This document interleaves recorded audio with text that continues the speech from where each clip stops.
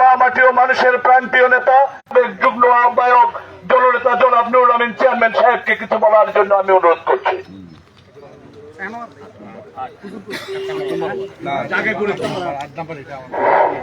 বিসমিল্লাহির রহমানির রহিম।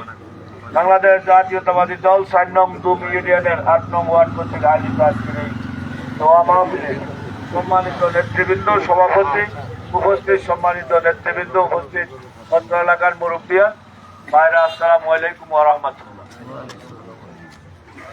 বক্তব্য দীর্ঘায়িত করব না। আমরা আজকে এখানে দাঁড়িয়েছি এবং উপস্থিত হয়েছি আমাদের নেতৃত্ব দোয়া করার জন্য, নেতৃত্বের। আমি সর্বপ্রথম মহান রাব্বুল আলামিনের দরবারে শুকরিয়া জ্ঞাপন করছি। আল্লাহ পাক আজকে আপনাদের সাথে আমাকে এখানে আসার তৌফিক দান করেছেন, আলহামদুলিল্লাহ।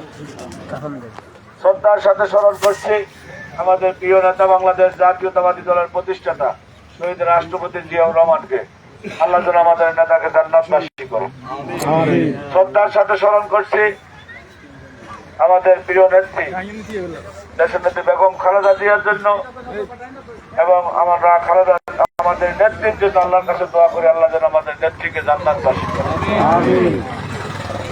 আমাদের নেতা জনাব তারেক রহমানের জন্য দোয়া করেন, আল্লাহ যেন আমাদের নেতাকে সুস্থ রাখেন এবং আগামীর বাংলাদেশে 18 কোটি মানুষের জন্য সেবা করতে পারেন। আমরা দোয়া করি আমাদের নেতা জনাব তারেক রহমান। আপনারা জানেন আমরা যে নেত্রীর দোয়া মাহফিল করার জন্য আজকে সমাবেশের আয়োজন করেছি, আমরা একসাথে সমাবেশ করার কথা ছিল, দোয়া মাহফিল। বিভিন্ন কারণে আমরা আজকে একসাথে করতে পারি নাই। আমাদের বিরুদ্ধে অভিযোগ আনছেন, আমরা দোয়া মাহফিলও করতে পারবো, বুঝছেন? কারা অভিযোগ আনছে বুঝছেন তো?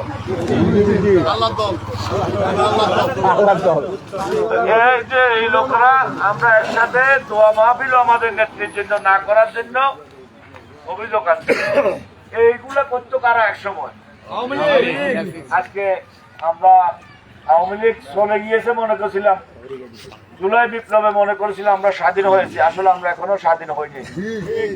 আমরা স্বাধীন হব সামনে। আমাদের নেত্রী আপনাদের আমাদের ভোট অধিকারের জন্য যে আন্দোলন সংগ্রাম করেছে, সেই ভোট অধিকার কিছুদিন পরে আমরা নিশ্চিত করতে পারবো।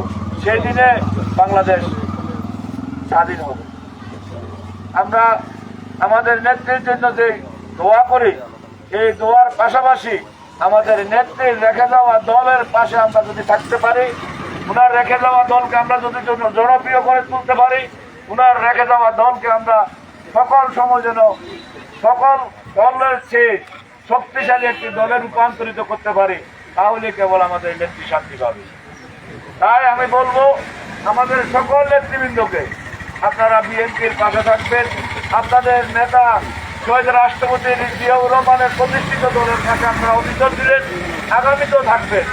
এই কোনো পরিস্থিতিতে আমরা জাতীয়তাবাদী দলের পাশে থাকবো।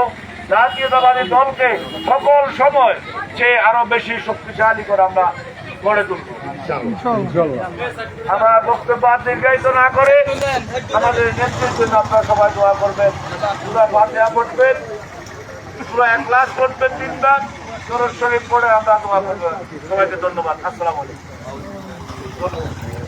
ধন্যবাদ। সূরা ফাতিহা একবার, সূরা ইখলাস 3 বার এবং কয়েকবার দরুদ শরীফ পড়েন। এরপরে মুনাজাত পরিচালনা করবে আমাদের ওলামা দল নেতা মুজিবুল হক, না মুজিব আমাদের এরপর মুনাজাত পরিচালনা করবে।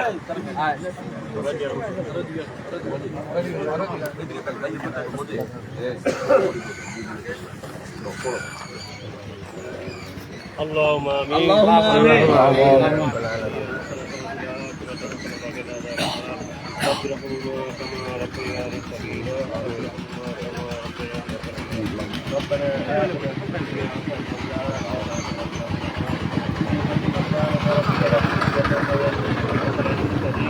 الحمد لله رب العالمين بحق كلمة لا إله إلا الله